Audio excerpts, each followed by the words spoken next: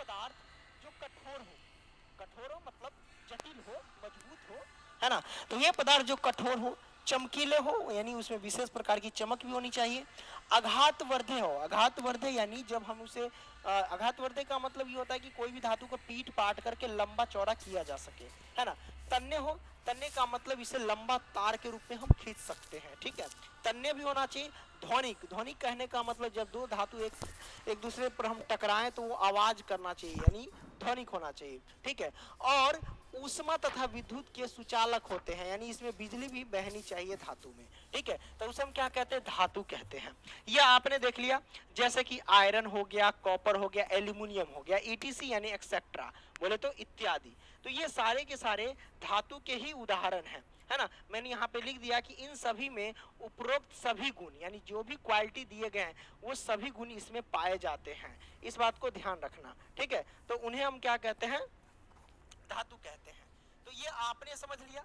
अब अधातु के बारे में जान लेते हैं कि अधातु हम कहते किसे हैं मेरे भाई। तो मैंने लिख दिया कि वे पदार्थ जो कठोर, चमकीले, आघातवर्धे, तन्य, ध्वनिक न हो, मतलब धातु का जस्ट अपोजिट हो, है ना, यानी उल्टा हो। धातु में ये सारे के सारे गुण थे लेकिन अधातु में नहीं है गुण। यहाँ पे लिख दिया कि वे पदार्थ जो कठोर, चमकीले, आघातवर्धे, तन्य, ध्वनिक ना हो, है ना, एवं ऊष्मा तथा विद्युत के कुचालक हो, उसमें सुचालक था, इसमें कुचालक हो, यानी इसमें बिजली ना बहे, अधातु कहलाते हैं, है ना। जैसे कि कोयला हो गया, सल्फर हो गया, ऑक्सीजन हो गया, फास्फोरस हो गया, ईटीसी यानी एक्सेट्रा आदि, ये सारे के सारे अधातु के उदाहरण हैं। तो ये आपने देख लिया। तो धातु किसे कहते हैं, अधातु किसे कहते हैं, अगर पूछे तो ये आप जवाब दे सकते हैं। अब आपसे पूछेगा कि धातु अधातु में अंतर बताइए, तो आप जवाब दे सकते हैं। कैसे, एक तरफ तो धातु लिख लेना, है ना, और दूसरी तरफ अधातु लिख देना। तो हम सबसे पहले धातु के भौतिक गुणधर्म के बारे में जानते हैं। भौतिक गुणधर्म, गुणधर्म यानी क्वालिटी, उसके अंदर क्या क्वालिटी है वो मैं आपको बताऊंगा। और भौतिक है, एक रासायनिक गुणधर्म होता है और एक भौतिक गुणधर्म होता है। तो आप कहेंगे सर ये रासायनिक गुणधर्म क्या होता है, भौतिक गुणधर्म क्या होता है। तो भौतिक गुणधर्म मैं आपको समझा देता हूँ।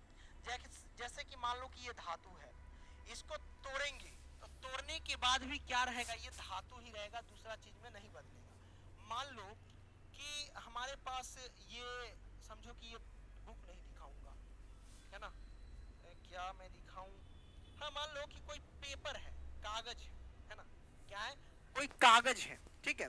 अब उस पेपर को यानी कागज को फाड़ोगे, दो टुकड़ा हो गया, तो दो टुकड़ा बदलने के बाद भी क्या, वो कागज ही तो रहेगा, दूसरा चीज तो रूप नहीं लेगा। ऐसा नहीं कि कागज को फाड़ दिए तो वो लोहा बन गया, है ना,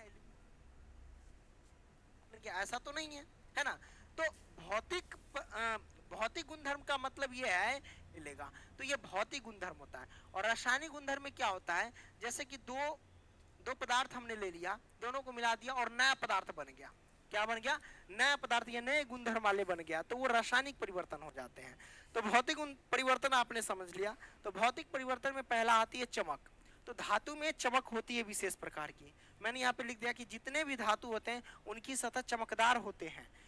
एग्जाम्पल के लिए सोना, चांदी, लोहा, ये सारे के सारे क्या है, तो धातु है। अगला दूसरा कठोर होते हैं। धातु जो होते हैं वो क्या होते हैं मेरे भाई, कठोर होते हैं, है ना। धातु क्या होते हैं, कठोर होते हैं, मजबूत होते हैं, है ना। एक जैसे कि एग्जांपल में लोहा हो गया, तांबा हो गया, ईटीसी, ये सारे के सारे धातु क्या होते हैं, कठोर होते हैं।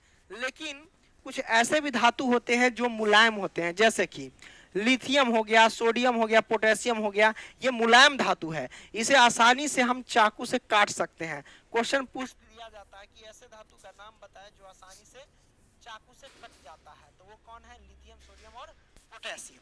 ये आपने देख लिया। अब अगला इलेक्ट्रॉन। इलेक्ट्रॉन कहने का मतलब धातु तत्व जो होते हैं ना वो इलेक्ट्रॉन दाता प्रवृत्ति के होते हैं। जितने भी धातु होते हैं वो इलेक्ट्रॉन दाता प्रवृत्ति के होते हैं। जैसे कि मान लो कि सोडियम है हमारे पास, सोडियम, सोडियम की परमाणु संख्या 11 होती है। इसका इलेक्ट्रॉनिक विन्यास अगर निकालेंगे तो 2, 8 और 1 होता है, यही ना होता है। इलेक्ट्रॉनिक विन्यास नहीं निकालने आता है तो आप यूट्यूब पे सर्च करना कि इलेक्ट्रॉनिक विन्यास कैसे निकाले बाई पंकज सर, तो आपको दिखने को मिल जाएंगे। अब देखो मेरे भाई, आपको बिलीव नहीं होगा, ये वाटर प्योरीफायर आप अपने घर में लगवा सकते हैं, वो भी बिल्कुल फ्री में। और यही नहीं, नाइस भाई कोई भी धातु जो होते हैं वो अपना अष्टक पूरा करने के लिए अपने बाह्यतम कक्ष में 8 इलेक्ट्रॉन चाहता है। लेकिन इसके बाह्यतम कक्षा में 1 इलेक्ट्रॉन है, तो अभी चाहेगा 7 इलेक्ट्रॉन और ले ले, लेकिन इसके अंदर इतनी शक्ति नहीं है कि 7 इलेक्ट्रॉन ले लेगा।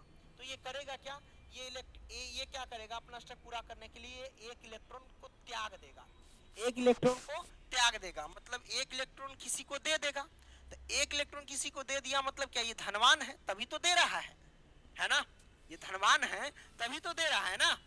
तो 1 इलेक्ट्रॉन किसी को दे दिया मतलब 1 इलेक्ट्रॉन त्याग दिया, 1 इलेक्ट्रॉन के लिए वो धनवान है, तो इसके लिए उस पर क्या हो जाता है, प्लस चार्ज होता है, यानी सोडियम पर क्या हो जाता है, प्लस चार्ज हो जाता है। इस बात को ध्यान रखना है ना, क्योंकि 1 इलेक्ट्रॉन ये दाता प्रवृत्ति के हो गए इसलिए, है ना।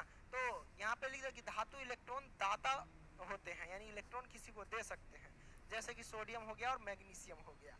ठीक है, आगे बढ़ते हैं सर। ठीक है, आगे बढ़ते हैं।